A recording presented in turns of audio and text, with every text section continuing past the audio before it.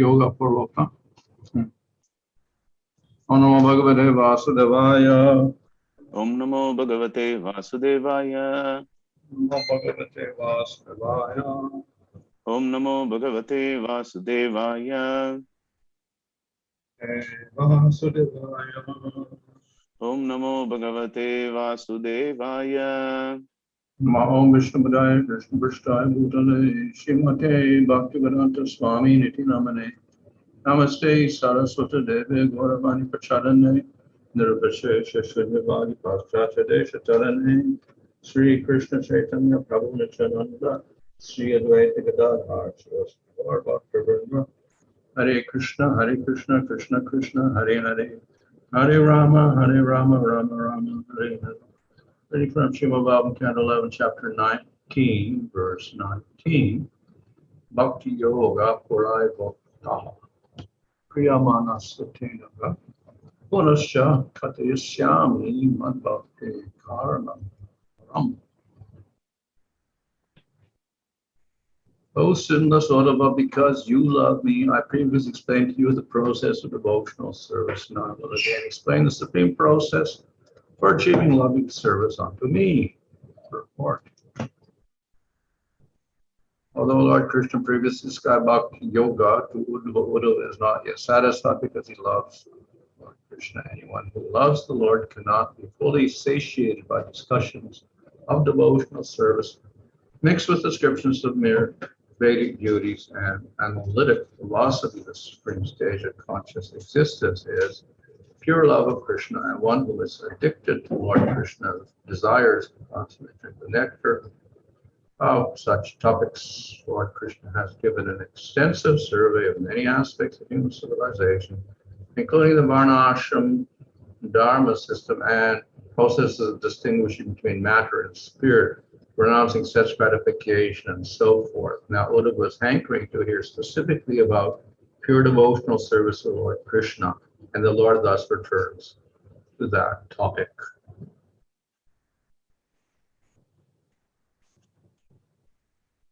So the previous chapters, as mentioned here, dealt with, among other things, varṇāśrama system, and we saw descriptions of the vanaprastha and the sannyasi, etc. And many of the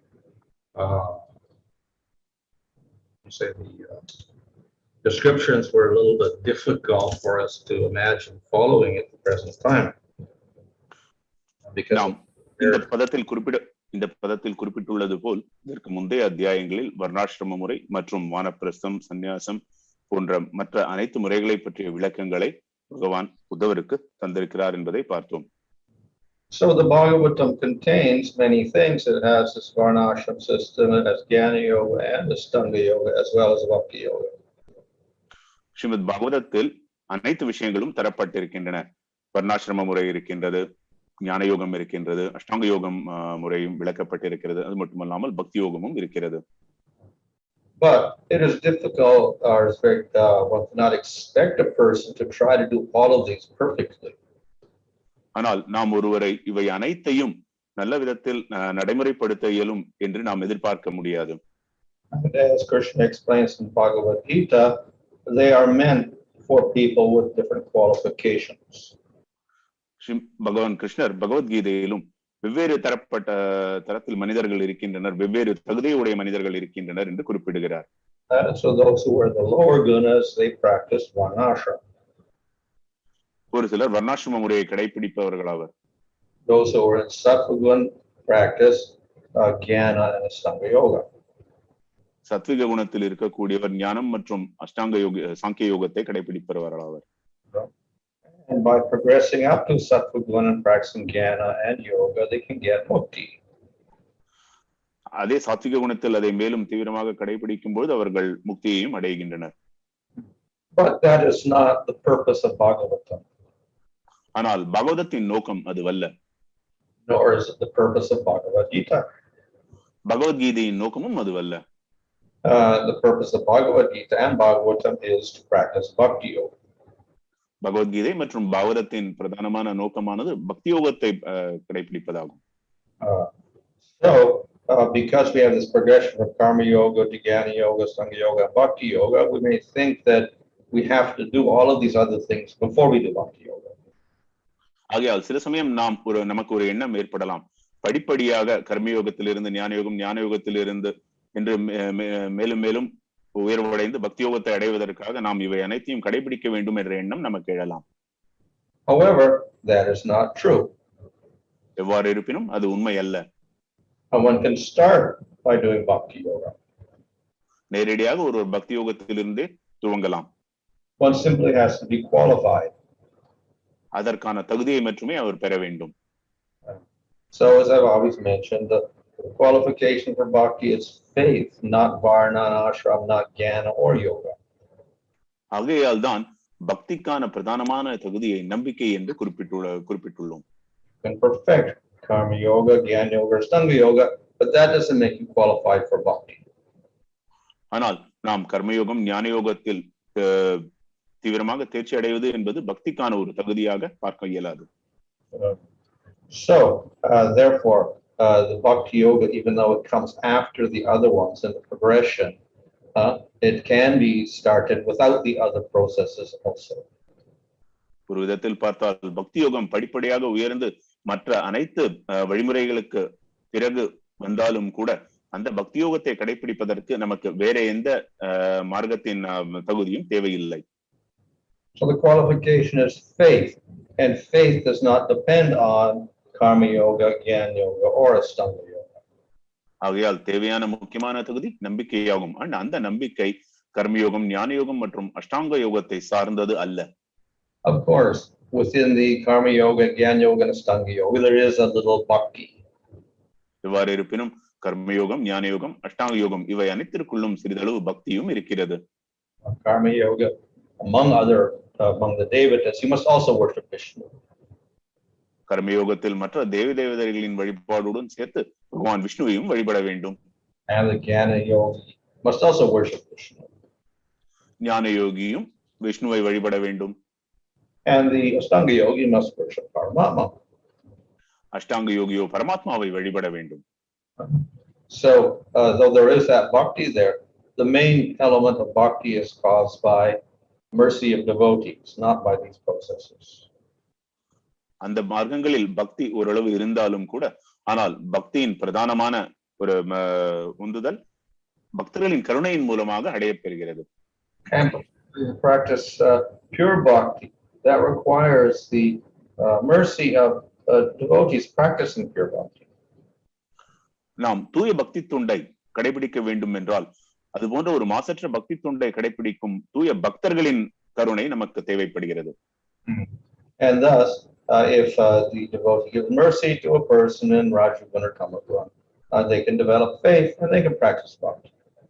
இவ்வாறாக ஒரு தூய பக்தரின் கருணையை பெறும்பொழுது மற்றொருவருக்கும் அந்த கருணையின் மூலமாக நம்பிக்கை அடைகிறார். அந்த நம்பிக்கையின் மூலமாக அவர் பக்தியை கடைபிடிக்க இயலும். Or if the person is not even in the varṇāśrama system, he's a Malachara or Chandala or whatever, Yavana, he can also get mercy of devotees. He can also practice. ஒருவர் வர்ணாசிரம முறையின் எந்த ஒரு தளத்திலும் இல்லாமல் ஒரு மிலேச்சனாகவோ சண்டாலனாகவோ யவனாகவோ இருந்தாலும் கூட அவருக்கு அந்த கருணை கிடைக்க பெற்றாலும் அந்த நம்பிக்கை கிடைக்க பெற்றாலும் அவர் பக்தியை கடைபிடிக்க இயலும். So in this way, bhakti is independent of the other processes. ஆகையால் இவ்விதத்தில் பக்தி என்பது மற்ற எல்லா விதமான மார்க்கங்களில் இருந்து தனித்துவமாக விளங்குகிறது. Not dependent on the gunas. அதேபோல் அது குணத்தை சார்ந்ததும் அல்ல. We see that jnana and yoga depend on sattva guna. நாம் கூர்ந்து பார்த்தால் ஞான யோகமும் கர்ம யோகமும் சாத்விக குணத்தை அடிப்படையாக கொண்டது. And to get the sattva guna, you have to practice this varṇāśrama system. சாத்விக குணத்தை அடைய வேண்டும் என்றால் நாம் வர்ணாசிரம முறையை கடைபிடித்தாக வேண்டும். So therefore, though bhakti is placed after karma, jnana, and yoga, we shouldn't think that you have to do these other processes first. இந்த கர்ம ஞானம் யோகம் இதற்கு அப்பால் பக்தியை நிலைநிறுத்தி இருப்பதால் இவை அனைத்தையும் கடைபிடித்தால் மட்டுமே நாம் பக்தியை செய்ய இயலும் என்ற ஒரு எண்ணம் கொள்ளக்கூடாது. So in the Bhagavad Gita and in the Bhagavata, we have descriptions of these other processes. பகவத்கீதையிலும் பாகவதத்திலும் மற்ற அனைத்து மார்க்கங்களை பற்றிய விளக்கங்களும் தரப்பட்டுள்ளன. But that does not mean that we fully dedicate ourselves to these processes. அதற்கான பொருள் நாம் இந்த அனைத்து மார்க்கங்களுக்கும் தீவிரமாக நாம் உட்பட வேண்டும் என்ற அர்த்தம் இல்லை. So the main interest is to perform bhakti-yoga. முக்கியமான நோக்கம் என்பது இந்த 9வது பக்தி யோகத்தை கடைபிடிப்பதாகும். And that is summarized in the Bhagavad Gita, where Krishna says, "Savardhamam parityajamam ekam sharanam vraja." அந்த விஷயத்தை பகவான் கிருஷ்ணர் பகவத்கீதையில் சர்வதர்மான் பரித்யஜ்யாமி ஏகம் சரணம் வஜ என்ற பதத்தின் மூலமாக தெளிவுபடுத்தியுள்ளார். So the Bhagavatam has a special purpose. அதே சமயத்தில் பாகவதம் அதை விட இன்னும் உன்னதமான ஒரு நிலையில் இருக்கிறது. Not only advising everyone to take the process of bhakti, it is also telling everybody to take the bhakti and worship Krishna. Srimad Bhagavatam அனைவரையும் பக்தி யோகத்தை கடைபிடிக்க வலியுறுத்துவது மட்டுமல்லாமல் பகவான் கிருஷ்ணரை வழிபட வேண்டும் என்ற ஒரு வலியுறுத்தலையும் கூறுகிறது. So this is the unique quality of Śrīmad Bhagavatam. இதுவே ஸ்ரீமத் பாகவதத்தின் பிரத்யேகமான ஒரு தன்மையாகும். So other Puranas, they also speak of Krishna, but ultimately they are also glorifying Vishnu. மற்ற புராணங்கள் பகவான் கிருஷ்ணரை மேன்மைப்படுத்தி புகழ்ந்து பேசினாலும் கூட பகவான் விஷ்ணுவையும் பற்றி புகழ்ந்து கூறுகின்றன. But in Bhagavatam, Krishna is denoted as the supreme form of the Lord. ஆனால் ஸ்ரீமத் பாகவதத்திலோ பரமபுருஷ பகவானாக கிருஷ்ணர் மட்டுமே கருதப்படுகிறார். So therefore it's bhakti, but it's bhakti to Krishna. அது பக்தி தான், ஆனால் கிருஷ்ணருக்குரிய பக்தி ஆகும். So similarly, the Kali-yuga dharma is not sankirtan, but it's actually in our particular yuga, it is sankirtan of Krishna's name. அதே போல கலியுகத்தின் யுக தர்மமானது நாம சங்கீர்த்தனம், ஆனால் நம் கடைபிடிப்பது பிரத்யேகமாக கிருஷ்ணரின் நாம சங்கீர்த்தனத்தை ஆகும். And this is what Chaitanya Mahaprabhu was presented to the world.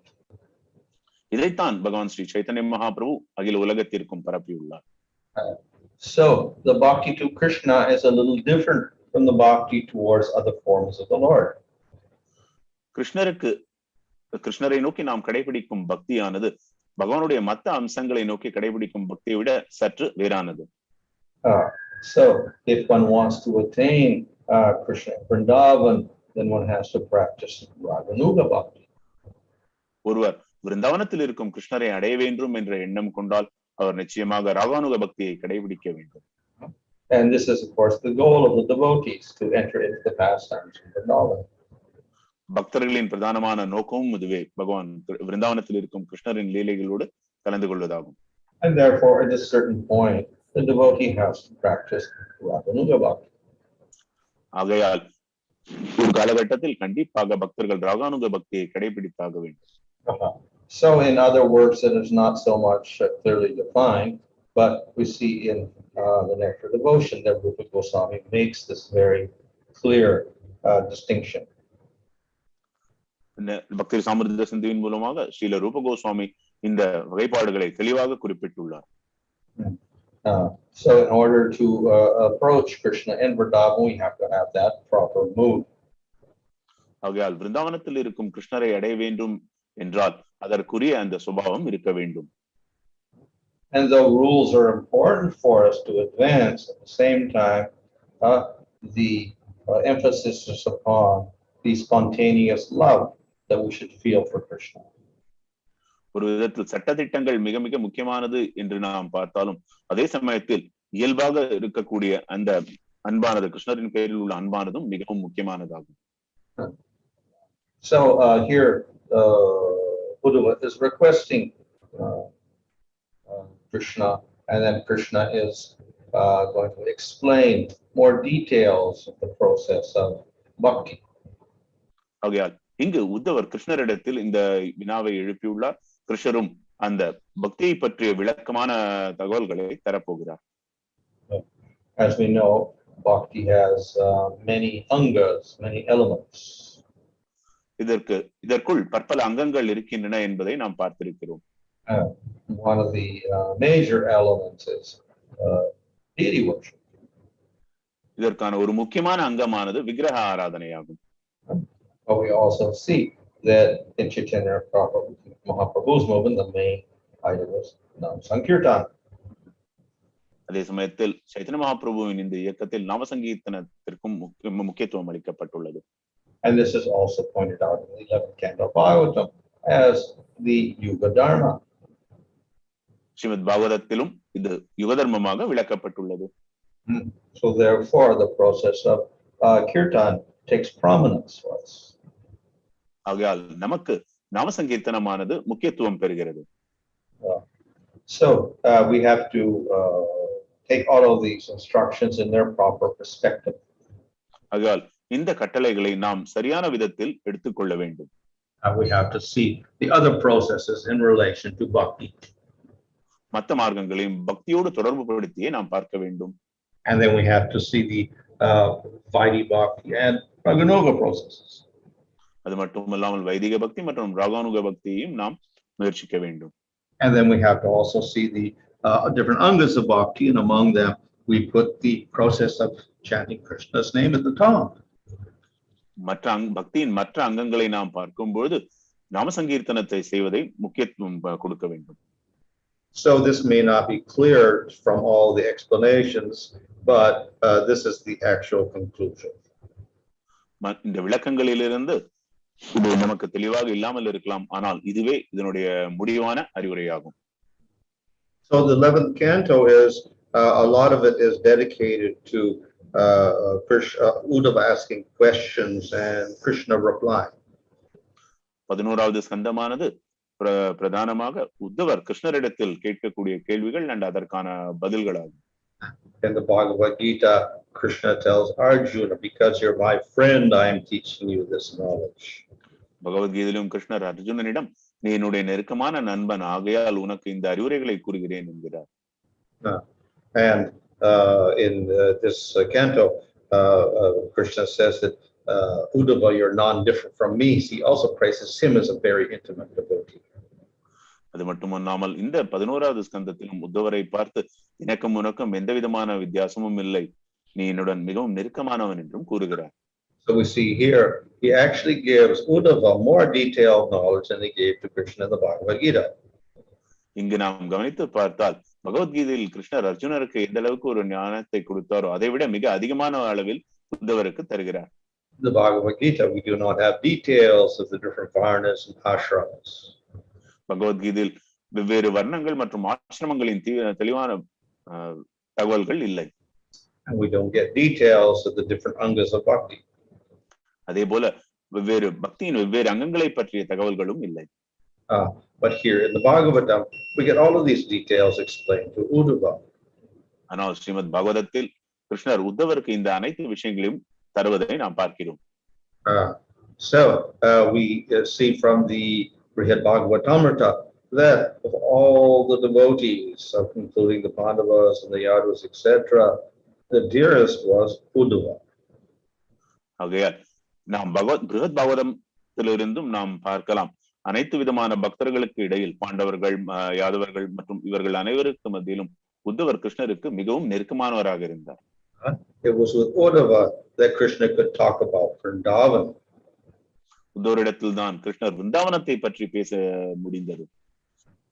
So this was because Krishna is attracted to Uddhava. Why? Because Uddhava is attracted to the Lord.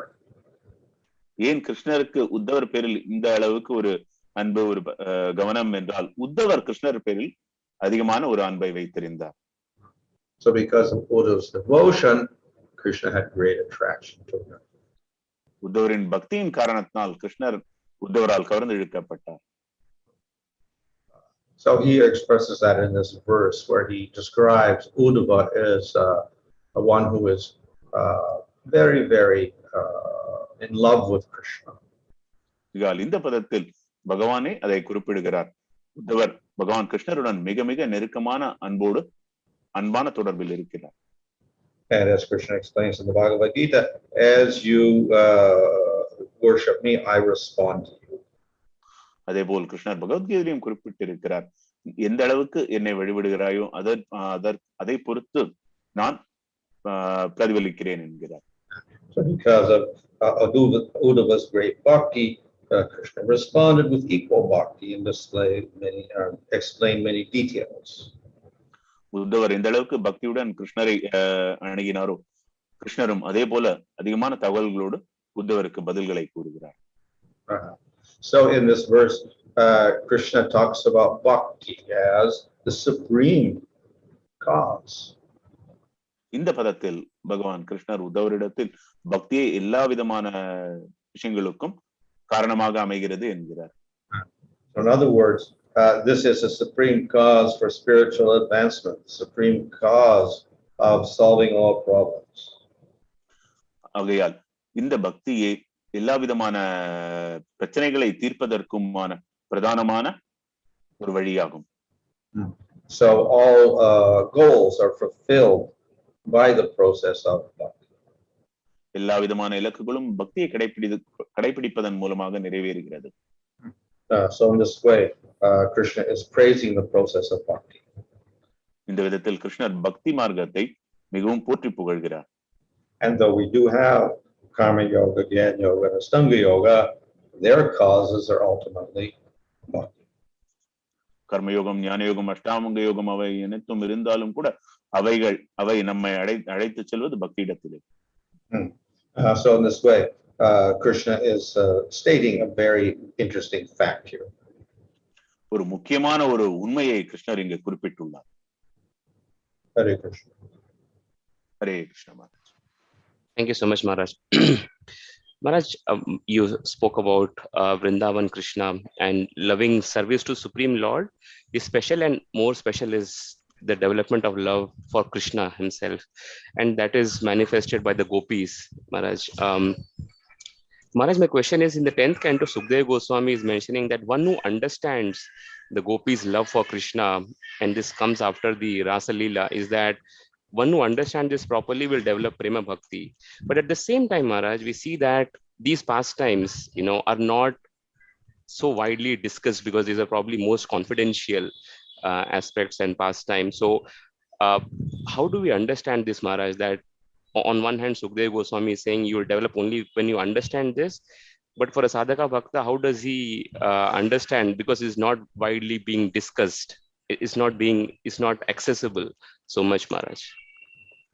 கேள்வி என்னவென்றால், ஒருவர்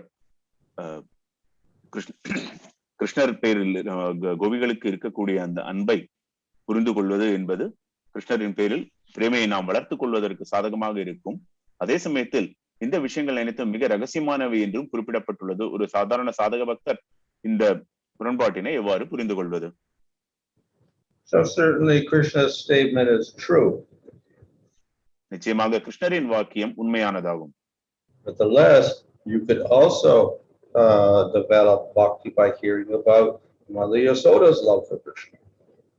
அதே சமயத்தில் கிருஷ்ணரின் பேரில் மாதா யசோதையின் அன்பை பற்றி நாம் கேட்டாலும் கிருஷ்ணரின் பேரில் அன்பை வளர்த்துக் கொள்ளலாம். Or you could hear about Subala's love for Krishna. அதே போல சுபலாவின் அன்பை பற்றி கேட்டறிந்தும் நாம் கிருஷ்ணரின் பேரில் அன்பை வளர்த்துக் கொள்ளலாம். And that all of these actions will lead to prema. இவை அனைத்தும் பிரேமையை நோக்கியே நம்மை அழைத்து செல்லும். Of course, that prema of the gopis ends up with mahabhava, which is the highest type of prema. அதே சமயத்தில் கோபிகளுக்கு இருந்த அந்த பிரேமையானது மகாபாவமாகும். அது பிரேமையின் உன்னதமான நிலையில் இருப்பதாகும். So those who have attraction for that, then they will hear those topics. Those who are attracted to Sakirasa or Rasarasa will read they will listen to other topics. கோபிகளின் அந்த நிலையில் பேரில் விருப்பம் கொண்டுள்ளவர்கள் அதை பற்றிய விஷயங்களை கேட்பர். அதே போல சாக்கியரசம் மற்றும் தாசியரசத்தில் விருப்பம் கொண்டுள்ளவர் அதை பற்றிய தகவல்களை கேட்கலாம். But they will all attain perfection. ஆனால் இவர் அனைவரும் உன்னதமான நிலையை அடைய முடியும். Thank you, Maharaj. Sumita Krishna Prabhu is asking, can a devotee give up varṇāśrama-dharma thinking he is a pure Vaishnav? Sumitra Krishna பிரபுவின் அடுத்த கேள்வி, ஒருவர் தான் தூய பக்தர் ஆகிவிட்டோம் என்ற எண்ணத்தோடு வர்ணாசிரம முறையை துறந்து விடலாமா? Well, that is what Krishna's instructions are, but it is also usually practiced in a more extreme way by a certain type of devotee called the nirapeksha. அதுதான் பகவான் கிருஷ்ணரின் முக்கியமான அறிவுரையும் ஆகும். சர்வதர்மான் பரித்தச்ச என்ற பதத்தின் மூலமாக இதை நமக்கு அவர் அளித்திருக்கிறார். அதே சமயத்தில் இது மிகவும் தீவிரமாக நிரபேட்ச பக்தர்களால் கடைபிடிக்கப்படுகிறது. So these are like sannyasis, but they also give up sannyas because sannyas is part of varṇāśrama, so they give that up also. இவர்கள் ஒரு தரத்தில் பார்த்தால் சன்னியாசிகளை போன்றவர், ஆனால் அவர்கள் சந்நியாசத்தையும் விடுத்து விடுகின்றனர். காரணம் என்றால் சந்நியாசமானது வர்ணாசிரம முறைக்கு உட்பட்டதாகும். However, if one is not qualified for that renunciation, then one is obligated to follow some of the rules of varṇāśrama as a householder, etc. எவ்வாறு இருப்பினும் ஒருவர் நிலைக்கு தகுதி இல்லாதவராக இருந்தால் நிச்சயமாக வர்ணாசிரம முறையில் இருக்கக்கூடிய அந்த கிரகஸ்தாசிரமம் போன்ற அந்த ஒரு நிலையில் அவர் கடைபிடித்தாக வேண்டும். But if one is not born in the varṇāśrama system at all, one can still do bhakti. ஆனால் ஒருவர் வர்ணாசிரம முறையில் பிறக்காவிடினும் அவர் bhakti-yogaத்தை கடைபிடிக்க இயலும். So those who do have some remnants of varṇāśrama, they follow what they can as household life, etc., until they become very renounced. Then they can renounce everything. ஆகையால் சிறிதளவு துறவு நிலையை மேற்கொள்ளும் வரை சிறிதளவு இதை கடைபிடிக்க வேண்டியதாகும். Srinivas Nitai Prabhu is asking, sometimes we feel that as long as the devotee has a material body and mind, he has to supplement bhakti with other processes. For instance, devotee also may do other yogas to support his devotion. Is that permitted?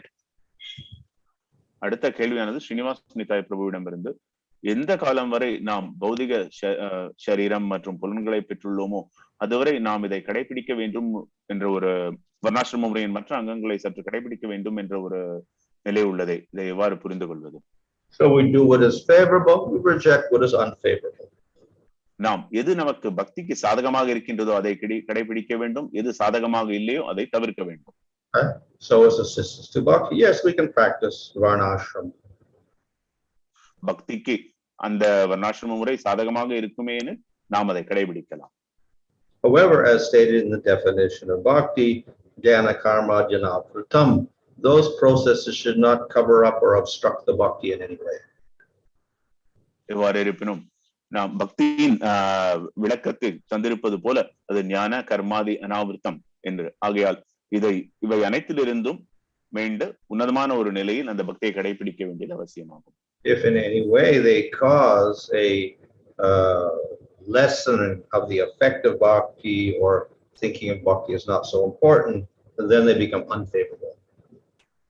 எவ்வாறு இருப்பினும் இந்த முறைகள் நமக்கு சிறிதளவேனும் பக்தி இதை விட உயர்ந்தது அல்ல என்ற ஒரு எண்ணத்தை தருமையானில் நாம் கண்டிப்பாக இதை தவிர்க்க வேண்டும்.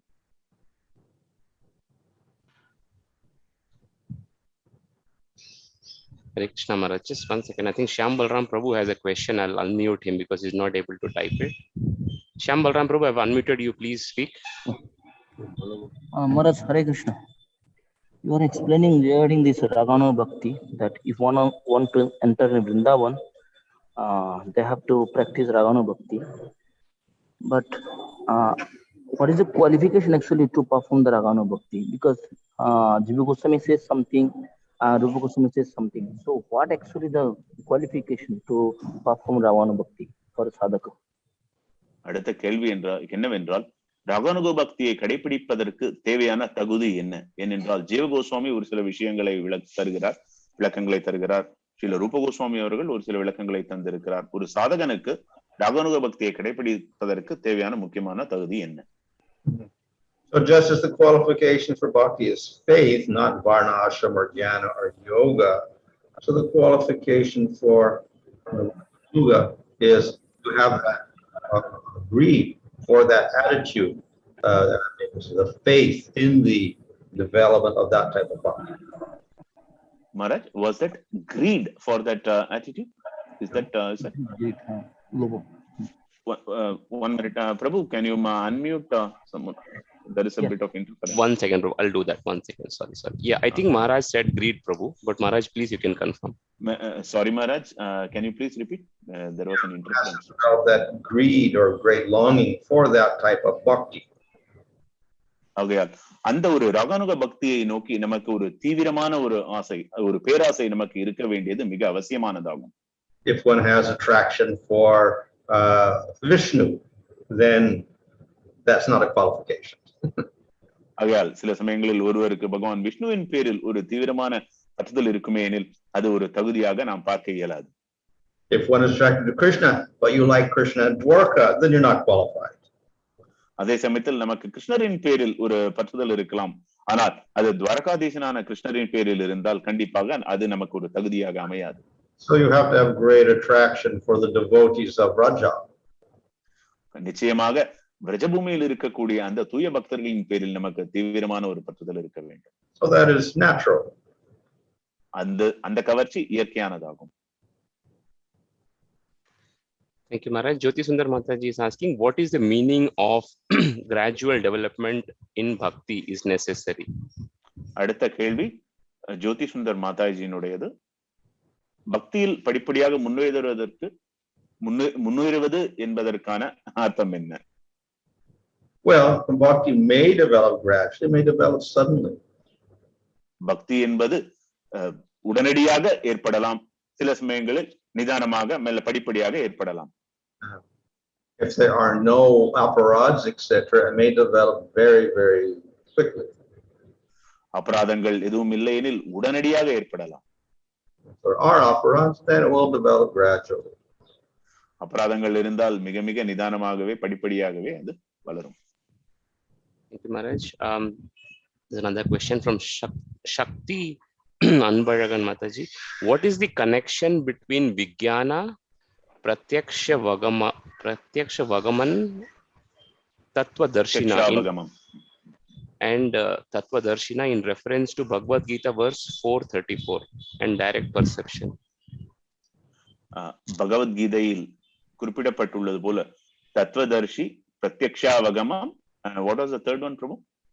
Tattva Darshina and Vijnana. And Vijnanam. இதன் மூன்றிற்கான இது என்ன? So Tattva Darshana is a very general term. It doesn't have to refer even to devotees, but we'll take it in a devotional sense that at least you have a philosophical understanding of things. தத்துவதர்ஷி என்பது ஒரு பொதுவான ஒரு வாக்கியமாகும். அதை நாம் ஒரு பக்தரை குறிப்பிட்டுள்ளது என்று கூட நாம் பொருள் கொள்ள இயலாது. அதே சமயத்தில் நாம் பக்தியின் கண்ணோட்டத்தில் பார்க்கும் பொழுது you directly realize Krishna, he's the final tattva. அதே சமயத்தில் அவர் கிருஷ்ணரே இறுதியான தத்துவம் என்றும் உணர்ந்திருக்கலாம். And the Vijnana is also a very general term. அதே போல விஞ்ஞானமும் ஒரு பொதுவான வாக்கியமாகும். I mean, specialized knowledge as contrasting with general knowledge. அது ஒரு பொதுவான ஞானத்திலிருந்து ஒரு பிரத்யேகமான விசேஷமான ஒரு ஞானத்தை குறிப்பிடுவதாகும். So we can say Vijnana means impersonal and Vijnana means Bhagavan realization or appreciation. ஒரே சமயத்தில் விஞ்ஞானம் என்றால் அருவமான தன்மையும் அதே சமயத்தில் பகவானை பற்றிய உணர்வாகவும் நாம் குறிப்பிடலாம். Or in bhakti, it can mean Vedic bhakti versus rāgānugā bhakti. பக்தியில் எவ்வாறு வைதிக பக்தி மற்றும் ராகானுக பக்தி என்று குறிப்பிடுகிறோமோ அதுபோல. Or it can mean philosophical knowledge versus realized knowledge. அதே போல தத்துவ ரீதியான ஒரு ஞானம் மற்றும் உணர்ந்த ஒரு ஞானம் என்ற ஒரு அர்த்தத்திலும் பொருள் கொள்ளலாம்.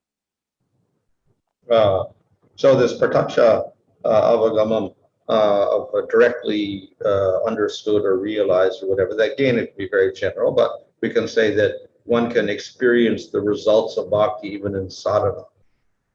பிரத்யக்ஷாவகமம் என்பது நேரடியாக அதை பக்தியை உணர்வது என்பதாகும். ஆனால் அது மட்டுமல்லாமல் சாதன பக்தியின் மூலமாகவும் அதை நாம் உணர இயலும். Thank you, Maharaj. Faith is defined as the belief that by performing bhakti alone, all perfection is achieved. Does this mean that by performing the different limbs of devotion, one Can you just please break it? Faith is defined as again. Okay, sorry, Prabhu. I'll do that 1 second. Faith is defined as the belief that by performing bhakti alone, all perfection is achieved. நம்பிக்கை என்பது பக்தியை கடைபிடிப்பதன் மூலமாகவே எல்லா விதமான உன்னதமான நிலையை அடைய முடிகிறது என்று பொருள்படுகிறது.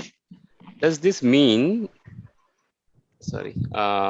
that by performing the different limbs of devotion, one can get all benefits then that are achieved through other processes? இதற்கான பொருள் பக்தியின் மற்ற அங்கங்களை கடைபிடிப்பதன் மூலமாக மற்ற எல்லா மார்க்கங்களை கடைபிடிப்பதன் மூலமாக அடையப்பெறும் பலனை நாம் இதை அடைய முடியும் என்று பொருள் கொள்ளலாமா?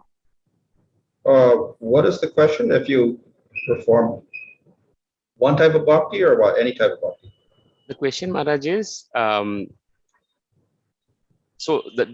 does that unflinching faith means that by performing different limbs of devotion, one can get all the benefits and more than that can be achieved through the other processes like karma, jnana, yoga and all?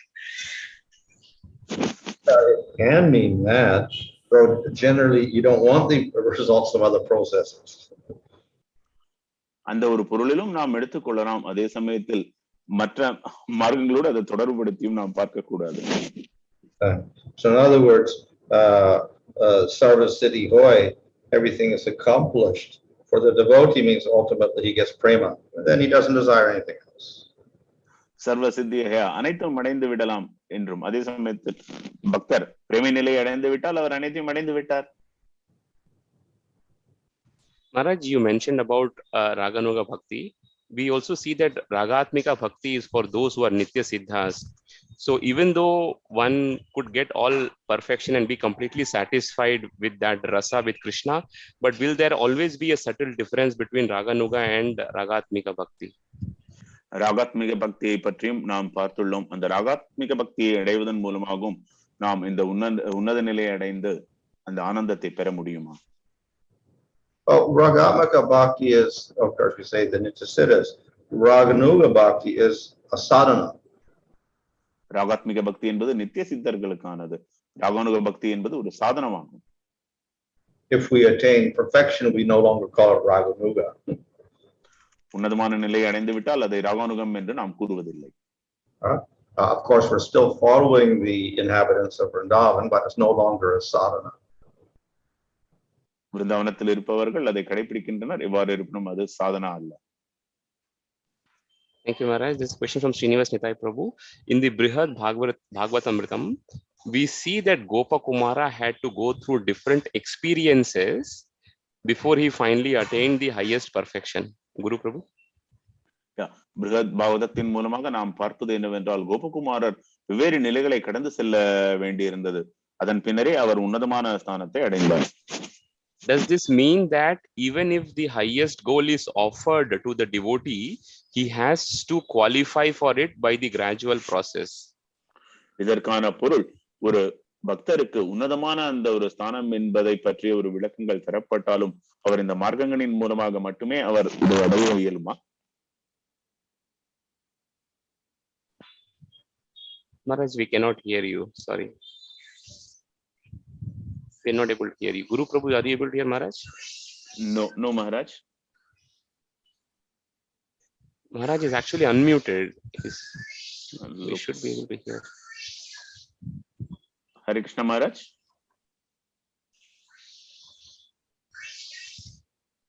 Maharaj, we are not able to hear. You are not audible, Maharaj. Sorry, Maharaj. Can you please check your mic, Maharaj? Please.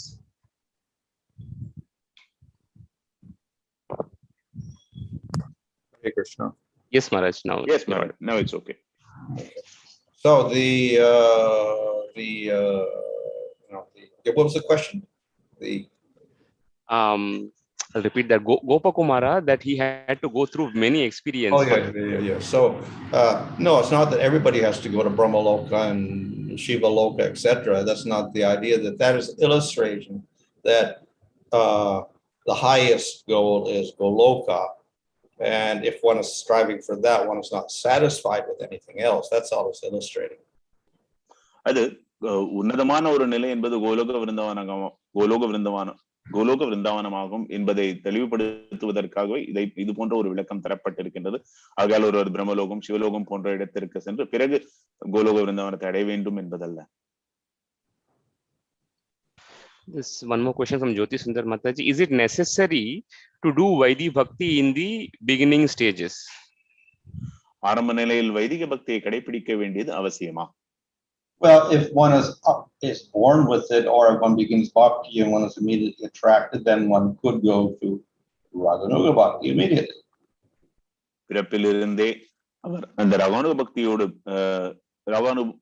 பக்தியோடு அவர் தோன்றினால் நேரடியாக அந்த நிலைக்கு அவர் சென்று விடலாம். For instance, the whole of the Vallabha Sampradaya is called Pushti Marga. So basically the whole thing is rāgānugā from the very beginning. Vallabha சம்பிரதாயத்தில் ஆரம்ப நிலையில் இருந்தே அது rāgānugā பக்தியோடு தொடர்புடையதாகும். And it seems that even Lord Chaitanya, he's expressing the idea that you just do rāgānugā bhakti. He doesn't talk about Vaidhi bhakti much at all. Even Sri Chaitanya Mahaprabhu அவர்கள் rāgānugā பக்தியை நேரடியாக அவர் பரிந்துரைக்கிறார். அவர் சாதன பக்தியை பற்றி பேசவே இல்லை.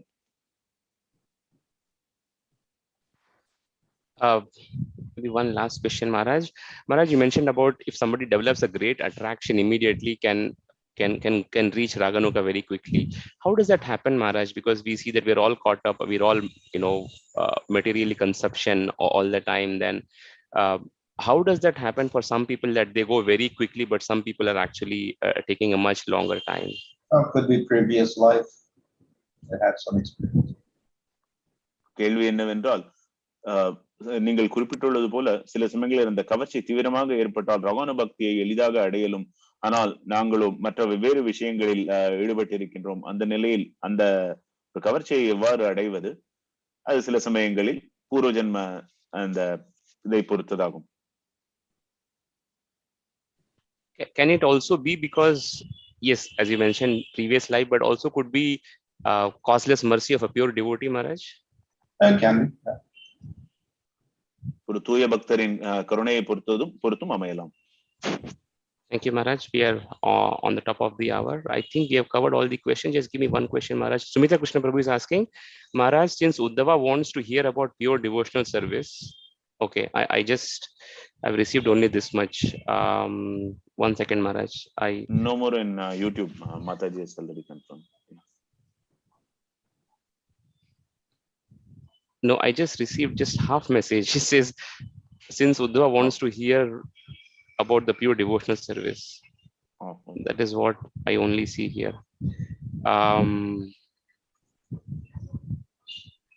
Or if Prabhu is there, just see if we can unmute. No, Sumita Prabhu is on YouTube. Okay.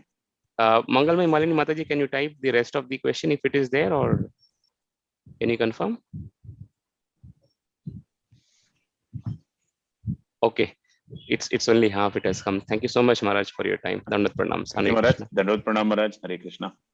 ग्रंथराज Shrimad Bhagavatam की जय, जगत गुरु श्री प्रभुपाद की जय, हिज ऑनर स्वामी महाराज की जय, गौ प्रेमानंदे। हरि हरि बोल। Let me stop.